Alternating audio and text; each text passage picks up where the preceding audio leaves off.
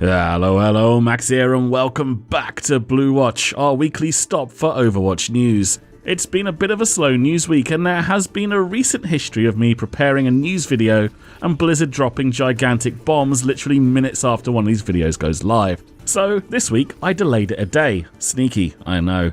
This week we'll be padding out the episode with speculation about a new fire hero and data mined audio that points to a new map.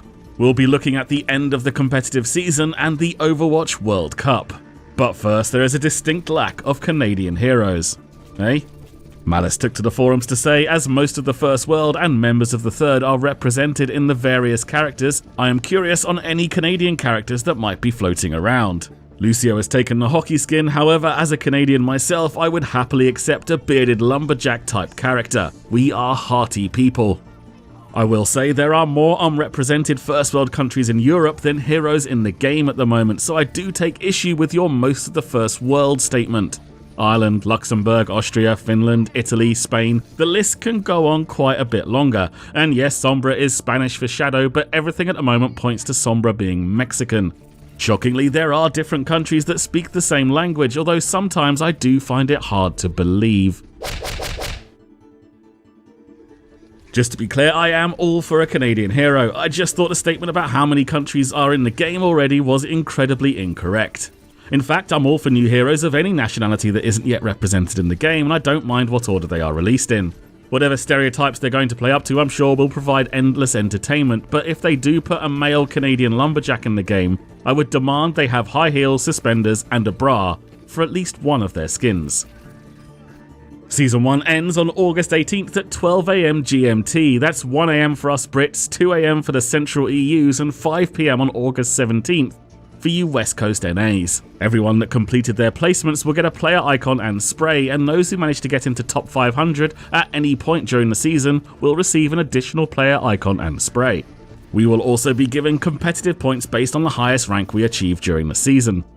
Rank 0 to 39, 10 competitive points. Rank 40 to 45, 20 points. Rank 46 to 49, 40 points. Rank 50 to 52, 60 points. Rank 53 to 55, 80 points. 56 to 59, 120 points. 60 to 64, 200 points. And 65 plus will get 300 points.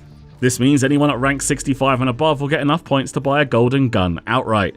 My current season high is rank 62. I'll be grinding the ladder this weekend to try and hit rank 65 and will likely be streaming it, so be sure to follow on Twitter and Twitch for notifications of when I'll be going live. I do think the golden gun system is a little strange. I feel they should be a status symbol, but anyone at any rank can grind one out in roughly 200 hours at a 50% win rate. I guess they still are a status symbol that show your dedication to playing the game, and it's nice that they're available to everyone. But don't think someone with a golden gun is automatically good at the game. Like player levels, they can be obtained with time, regardless of ability. Either way, I'll be trying to get 65 for those bonus 300 points. Attention all soldiers, scientists, adventurers and oddities. The Overwatch World Cup needs heroes, and it will be up to you who answers the call. At BlizzCon this year, 16 national teams will face off against each other in a single elimination tournament. There's no prize pool and these are not professional teams competing. All those who take part will get a free trip to BlizzCon and will be paid a participation fee. But this is just an exhibition game. Those who have shown a very high level of skill at the game were contacted by Blizzard and offered a chance to be voted into their national team by the community. Qualifiers will be played during September, with a final 16 playing during BlizzCon in November. 6 teams from Europe, 6 teams from the Asia Pacific region, and 4 teams from the Americas. I'd love there to be more national esports. I watch a lot of esports, but one of my biggest issues with it has always been I never have a team to root for. Organizations exchange players all the time and I never feel any loyalty to a specific brand. With a national team to watch for, I'll be watching all of this tournament and rooting for the UK, although we're not a nation known for being good at computer games. Still, we won't know how good our team is until it's voted in. Yet more audio has been data mined from the game client. This time it sounds like we're heading to Germany. Traveling to Eichenwald.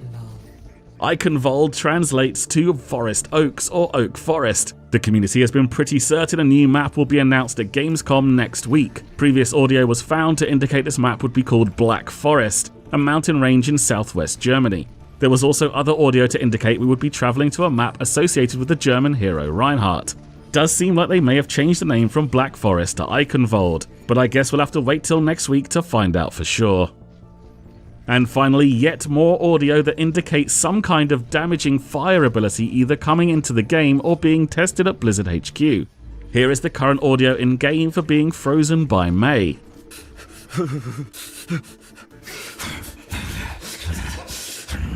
Now, here is the newly data mined audio.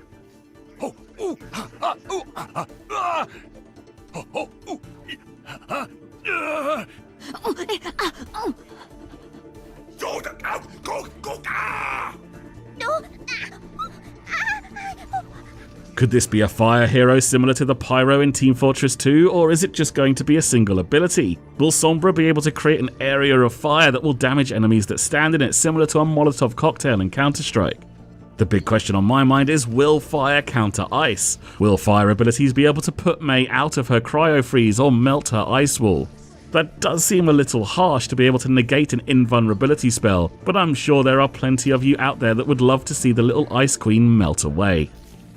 And that about wraps up this week's look at Overwatch news. If you enjoyed the video, be sure to hit the like button and subscribe for weekly content. You can follow me on Twitter at TotallyFutile, and our Patreon campaign can be found on patreon.com/cynicalnerds. As I said, I will be streaming some competitive grinding this weekend, trying to get up to that rank 65.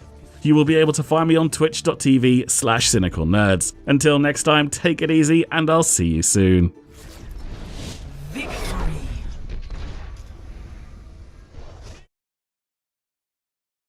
He puts on women's clothing and hangs around in bars.